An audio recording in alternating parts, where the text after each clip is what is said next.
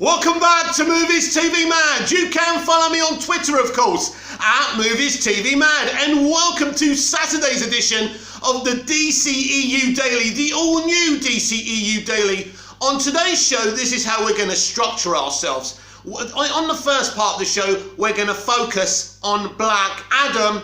And on the final part of the show, I'm going to have a little discussion about Superman Returns. How CGI technology back then was, in its new infinite stage, and it was very, very difficult to make it look un-cartoony. And we'll be talking about the film very, very deeply as well. But right now, let's put Black Adam in focus. There's a couple of Screen Rant articles because Hiram Garcia and Dwayne "The Rock" Johnson were promoting Netflix's Red Notice and speaking a lot about future plans for Black Adam, Shazam, and really having this franchise within a franchise. We spoke a little bit about this earlier this week, but we're really going to get into it. So let's do this. Black Adam producer hypes up DC movies Hawkman fight. Wow!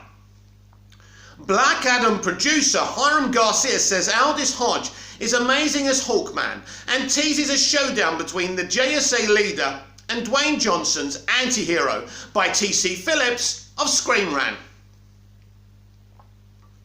Black Adam producer Hiram Garcia has spoken about the upcoming DC film, hyping an epic fight scene between Dwayne Johnson's anti-hero and Aldis Hodge's Hawkman. A long time in the making, Johnson was originally approached to tackle the role of DC's Captain Marvel Shazam as far back as 2006, but the project was later put on hold. Those plans were reinvigorated once more in 2014 as Warner Brothers began planning films for their new DC Extended Universe, with Johnson still attached, though at the time the former wrestler had not yet decided whether he would play Shazam or original antagonist Black Adam.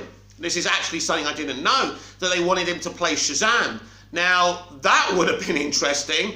I think even more interesting than Zachary Levi, but Zachary Levi is a great Shazam, and it's worked out for the best. Boy, I want to see those two fighting on screen together, don't you? After finally settling on the role of Black Adam, Warner Brothers would later split the project into two separate films and allow Johnson to headline his own movie as an anti-hero, with the ultimate plan to unite the two characters at some later point in the future. At last year's DC Fandom, Johnson revealed that his film would also introduce the Justice Society of America, including the characters of Hawkman, Pierce Brosnan's Dr. Fate. Dr. Fate is the one I'm really excited about. And I've got some kind of source information from my sources about Brosnan and Dr. Fate's future. We'll talk about that a little bit later on. Cyclone and Atom Smasher. 1 month later, Hodge was cast as Hawkman, leader of the JSA, and the reincarnation of an Egyptian prince. In fact, Grace Randolph, who has been blocked on Twitter unfortunately, is teasing that Hawkgirl is definitely in this movie. Interesting. Most recently, Johnson's longtime producing partner, Hiram Garcia, spoke to CBR about the highly anticipated DC film and heaped praise upon the talented cast, saying that they were lucky enough to find a really good group of actors who absolutely crushed it. Garcia also expressed his excitement for Hodge's performance as Hawkman and teased an epic showdown between the two characters. Check out his comments below. Aldis Hodge is so amazing as Hawkman and just brings a weight and energy to this character that if you're a fan of Hawkman, you know his history, that he has lived many lifetimes to bring a real nuance to the way Aldis plays him that ultimately is really intriguing, but also he's a tough dude. You see, this is what I like about Seven Bucks Production.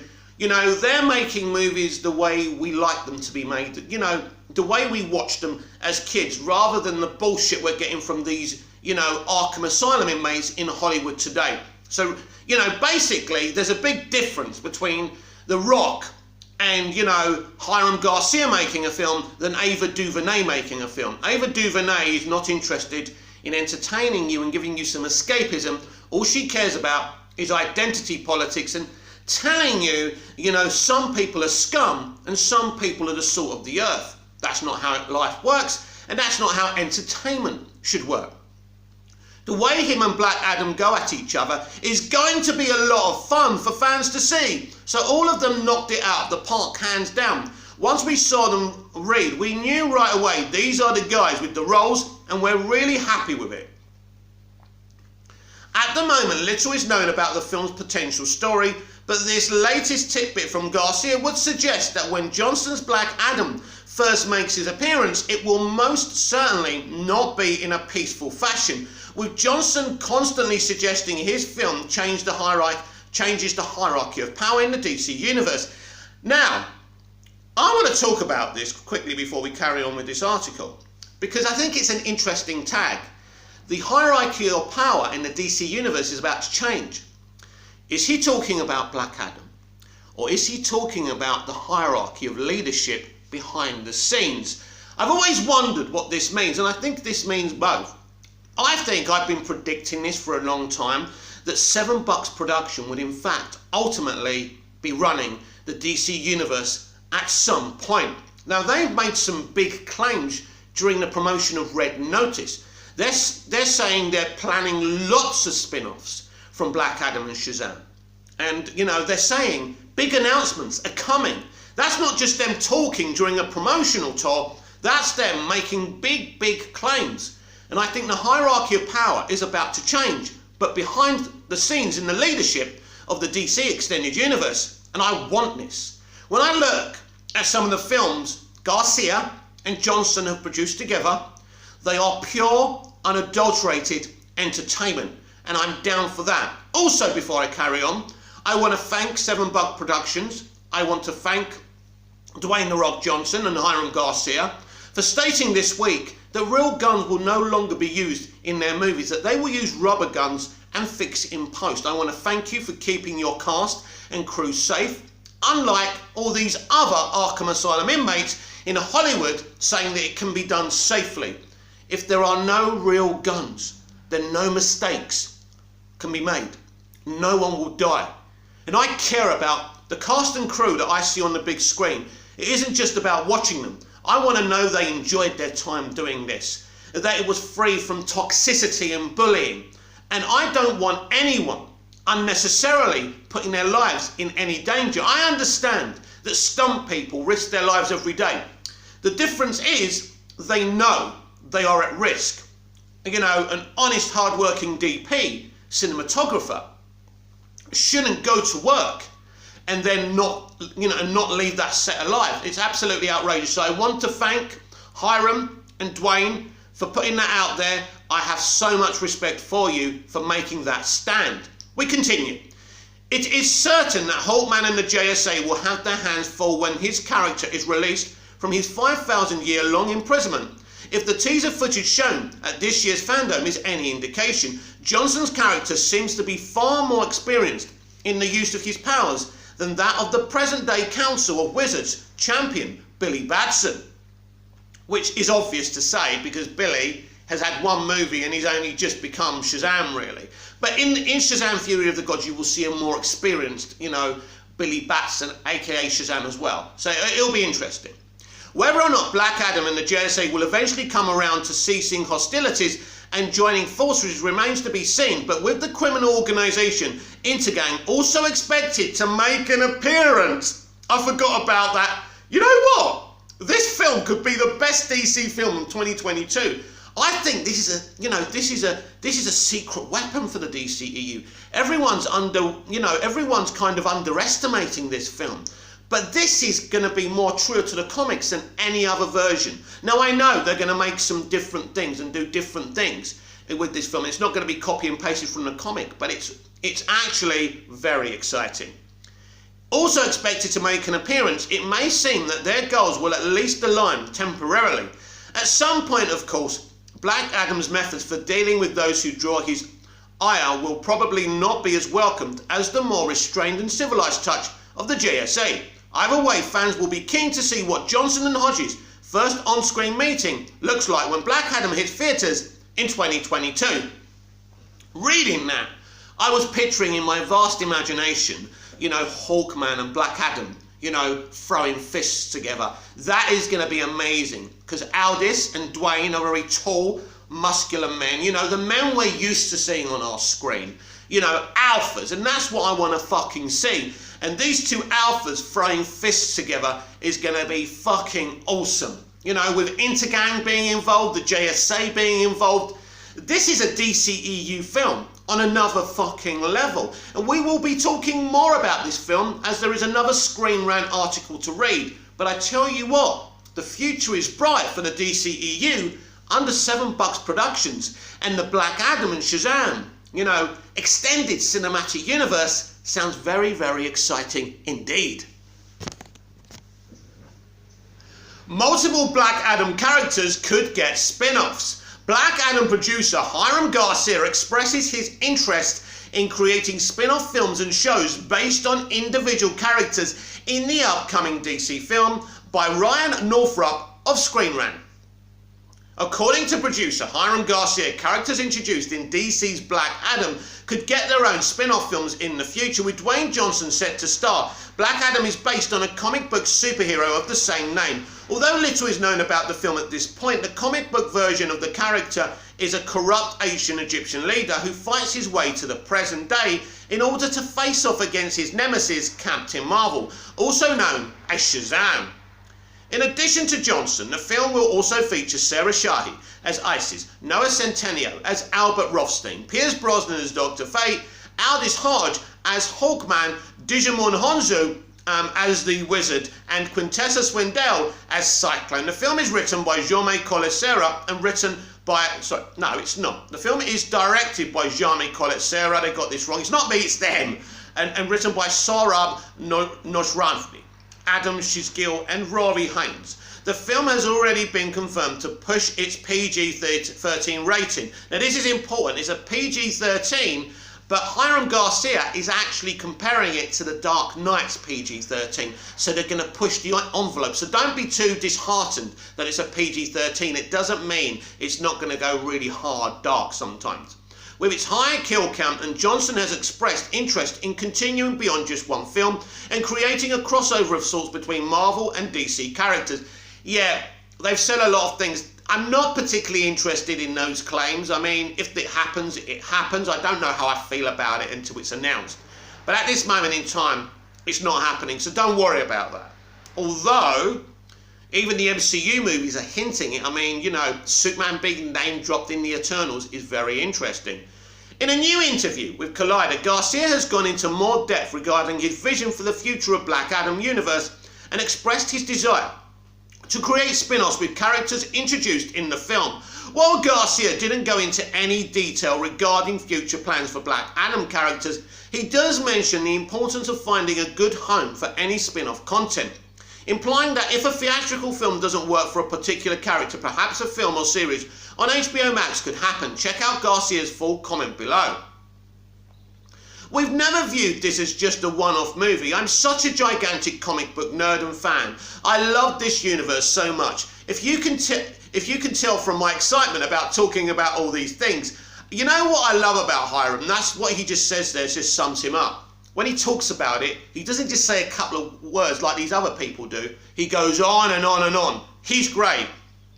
I've always gotten into this with a vision of this is a story we want to tell. This is where we would love to see this go. This is how we would see multiple pictures play out, possibly including spin-offs for individual characters. But there's always been a rough kind of loose outline in our head on an imaginary whiteboard of how we want to do it.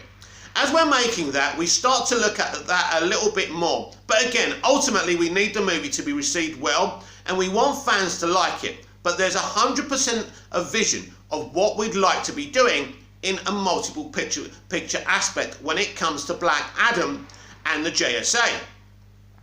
I think when it comes to the DC universe, this is the great thing about being at Warner Brothers and DC, is you have gigantic conversations with all the tentacles that are of being able to generate content and tell these stories. Wow!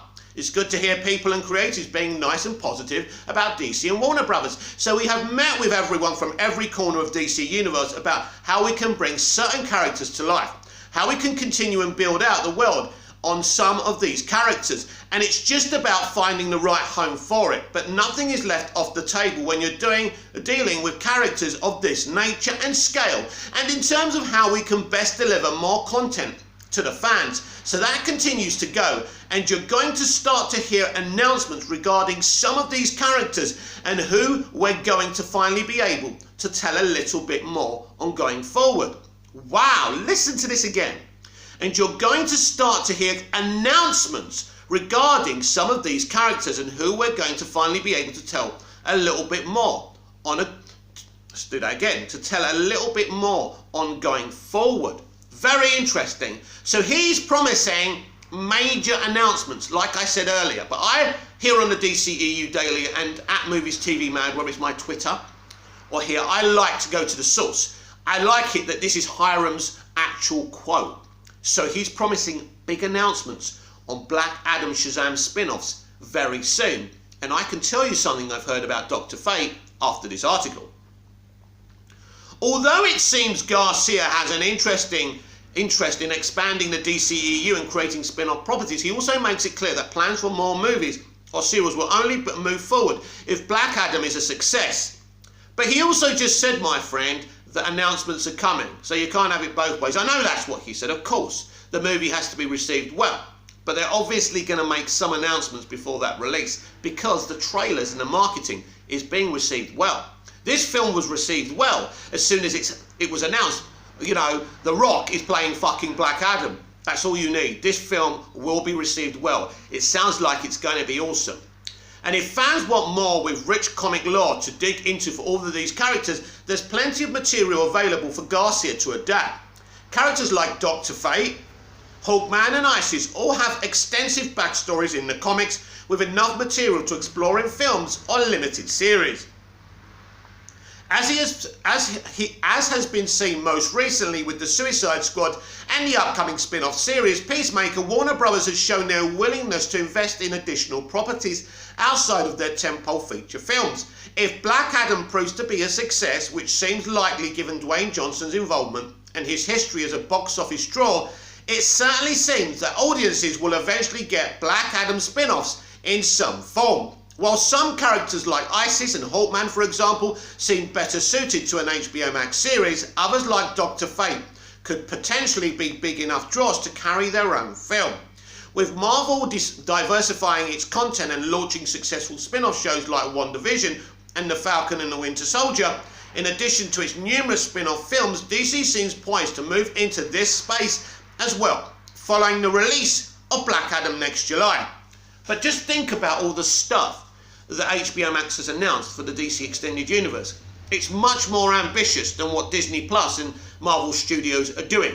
Green Lantern Corps. I'm skeptical about kind of the identity politics commentary of what they're doing, but I'm still excited and I think it's a very ambitious project. Batgirl, Blue Beetle. These are very exciting projects.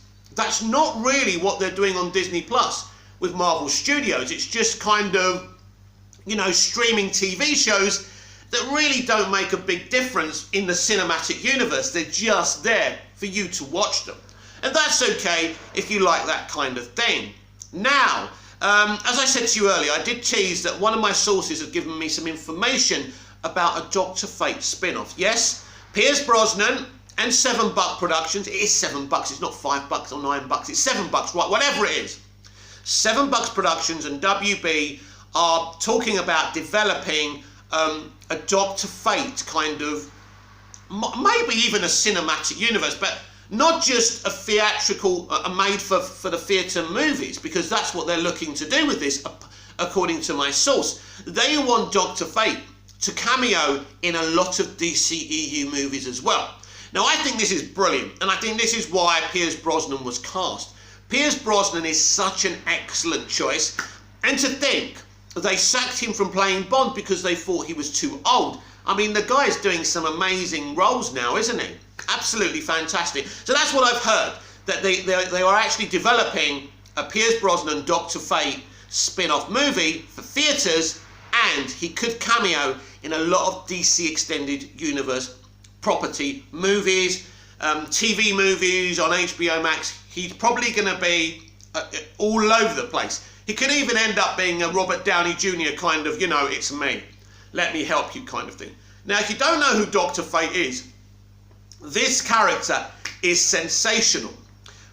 When he put the helmet of Naboo on, he literally can see everything. He can see possible futures, possible pasts. He becomes telepathic. He's a very powerful character. In fact, Dr. Fate is one of the most powerful characters in the DC universe. And his introduction and the introduction of the JSA is absolutely fantastic. So it looks like Dr. Fate is going to be front and center in the DC universe. And I couldn't be more excited about that. So yes, today's DCEU Daily has pretty much, apart from the last 10 minutes, which we'll be talking about Superman Returns, I decided to put Black Adam in focus on today's DCEU Daily because I think it's a film that people are certainly excited about, but are not talking enough about. Now, I think since people saw the sneak peek at DC Fandom, they've realised that this movie is the real fucking deal. And I think this movie could make big, big money. I really do. But I think next year's DC movies all could make big money. The only one I'm worried about is Aquaman and the Lost Kingdom. The Amber Heard situation could have some boycotters out, which is a shame because it hurts James Wan and the movie and Jason, and I'm sad about that. I will not be boycotting any DC movie, any DC project for any fucking reason. For anything. For the Snyder situation, for the Amber Heard situation. Bad shit happens in all industries. And if you want to consume something, do it. And if you don't want to consume something, don't do it. That's your freedom of choice. But in terms of the Black Adam cinematic universe, in terms of this Black Adam movie, with what they're telling us and promising spin-off announcements very, very soon, I couldn't be more excited about this movie and the future of the DCEU, because it does look like Seven Bug Production, Dwayne Johnson, Hiram Garcia are going to have a lot to say about the future of the DCEU. In 2005, it was announced that Bryan Singer would co-write and direct Superman Returns. Now, Bryan Singer had made his name on The Unusual Suspects, starring Kevin Spacey.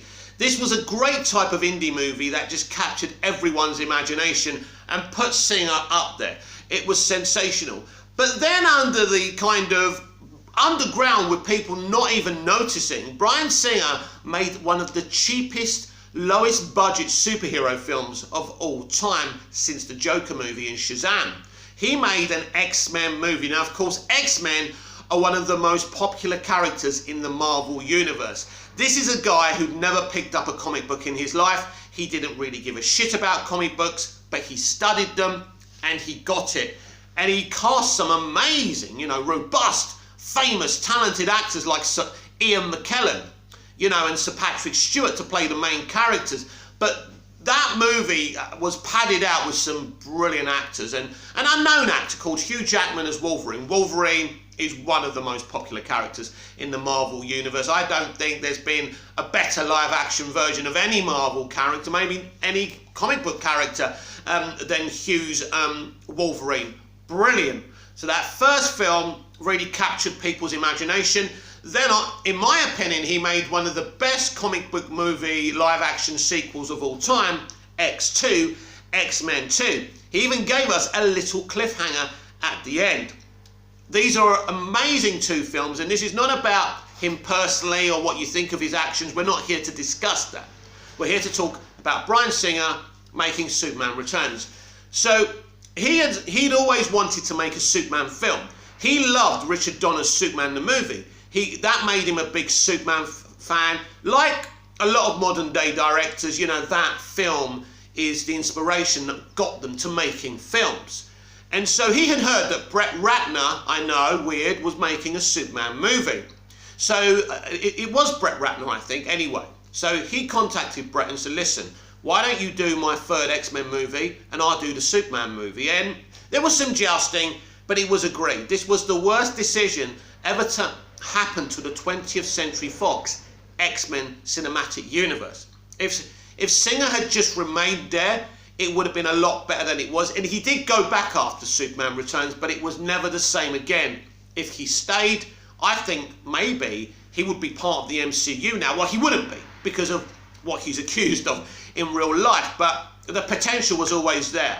So he did Superman Returns. He cast Brandon Routh, a relative unknown, to play Clark Kent and Superman. He cast Kate Bosworth to play Lois Lane. Controversial casting because of her, she was so young, and people not liking the wig and things like that. I didn't even notice it was a wig. Maybe I just don't notice things. Anyway, Kevin Spacey was cast as Lex Luthor. They were ready to go. Now, Superman Returns was literally going to be a sequel to Superman 2, starring Christopher Reeve. Now, this was very exciting to me because I grew up on Christopher Reeve's Superman movies. To reignite that franchise again and try to continue it with other actors was very ambitious, and I never really thought about how difficult or even impossible that it was going to be. A lot of people rejected that concept and wanted a new version of Superman. I feel Superman Returns did both things, tried to go in a new direction and tried to do a sequel to Superman 2 and Superman the movie. I don't think any of it really worked for the broader audience, but we'll talk about the film, we'll get into it. Now, Superman Returns is very interesting because Superman Returns was being made in the early stages of computer-generated images, CGI, special effects. And if you watch Superman Returns, you can see this. There are elements of Superman Returns that look fucking beautiful. The CGI looks great. And some of it looks pretty bad. Not bad, terrible, you know, Cavill tash over his lips or anything like that. But you can tell that they weren't proficient enough at CGI at the time. And at the end, when he's flying into space, it's not great. You can tell that Brandon looks a little bit animated. I never like that bit. I think it looks terrible. And there's a couple of other moments. But mostly, saying all of that, the CGI is fucking amazing, considering it was the very early years of CGI. I mean, it's probably been going since the 90s, but it still was a new technology. And I think, you know, Hollywood was overusing it. It's like that new toy you get at Christmas. You can't believe how amazing it is. You keep on using it and using it and using it, and in the end you get bored of it. And everyone who's watching you use it is getting bored of it as well.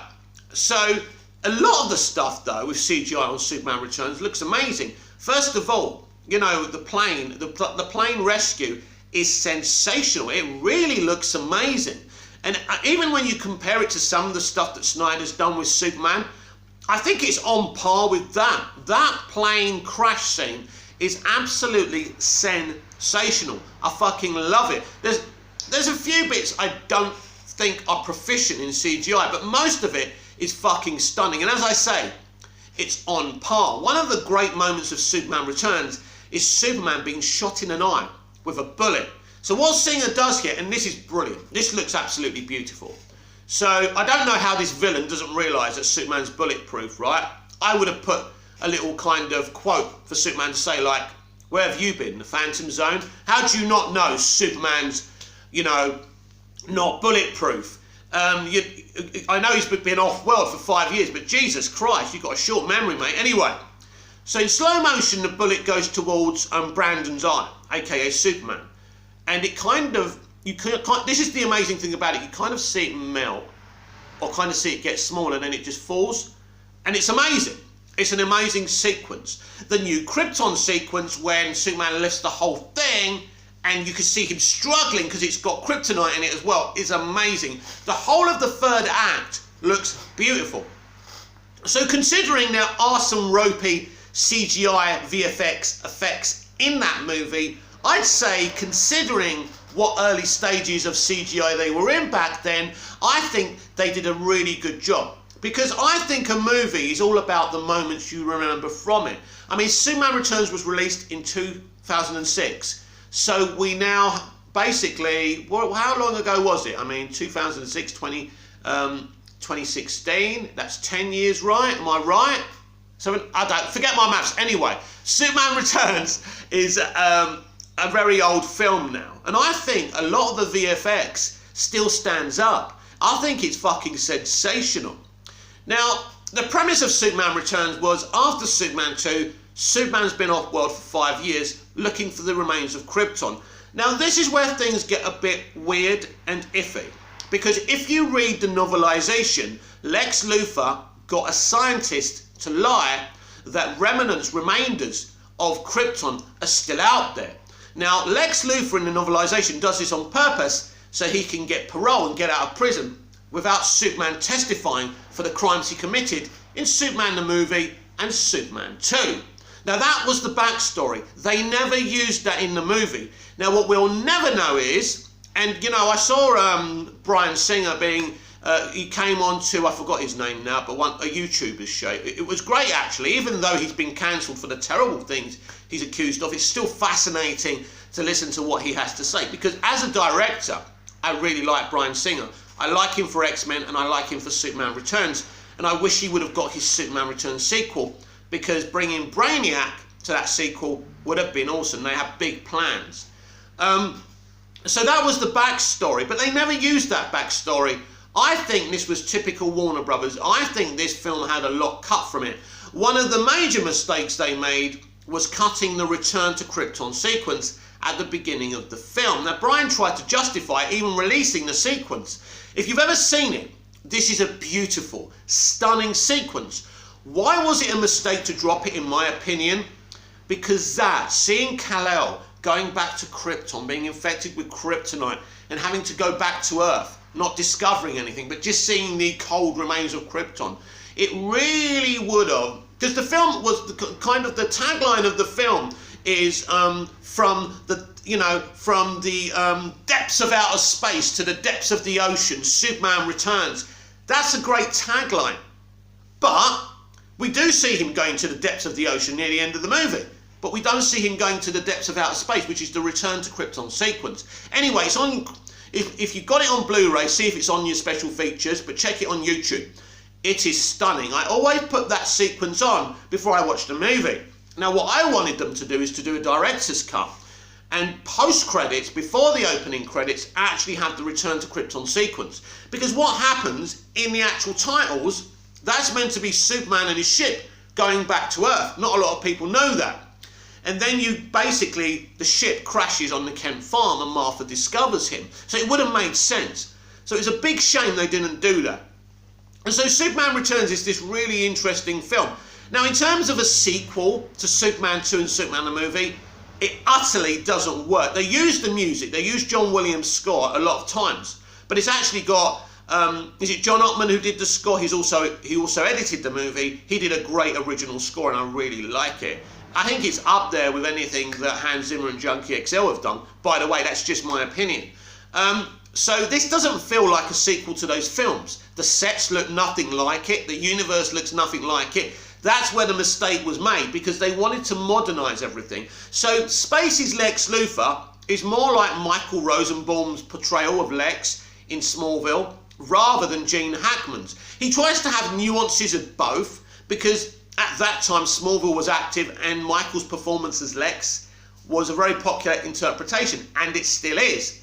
But if you're going to do that, just do something original. I mean, the original plan was for Tom Welling to come in and play Superman, but I don't know, I think the scheduling of Smallville hurt that, and I think Michael Rosenbaum would have been used in that way as well. This would have started the Smallville Superman cinematic universe, and that's the way they should have gone. Imagine these, Clark and Lex going at it in the future from Smallville, but with a big budget.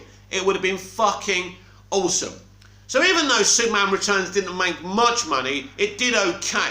But this film nearly cost $300 million to make. It was a very expensive movie because they were using high-resolution cameras that they're only just using now, or, they're used to using them now for the past 5 or 10 years. But, they were using, I think, something called the Phoenix camera or whatever it was called. So Singer was actually using experimental technology to make this film. This film actually still looks beautiful. He shot it like a 1940s movie, which I really like. But I always go back to Superman Returns, because even though, like all movies, it has its issues and flaws, I think it's still a great effort by Bryan Singer, his cast and crew. This has been the DCEU Daily. I'm Mick, your host with the most. Just ask your girlfriends and your wives. Please like, share, comment, please subscribe most importantly of all, and hit the notification bell so you never miss this perfection. Please remember, if I get lots of likes, I will be seen on the algorithm. I will not be noticed on the algorithm without lots of likes. Because I haven't got 1,000 followers yet, I can't get noticed. So it's very important, if you truly support me, to do that. And if you don't, we part as friends. It's okay. And remember something else. All you have to do to become a YouTuber is press record on a tablet or a phone and open your heart and speak about what you know and be passionate. That's all it takes. You don't have to be talented. You know, if you've got something to say, then say it. Just like I'm doing right here. I'll be back with more DCEU Daily tomorrow. Until then, goodbye.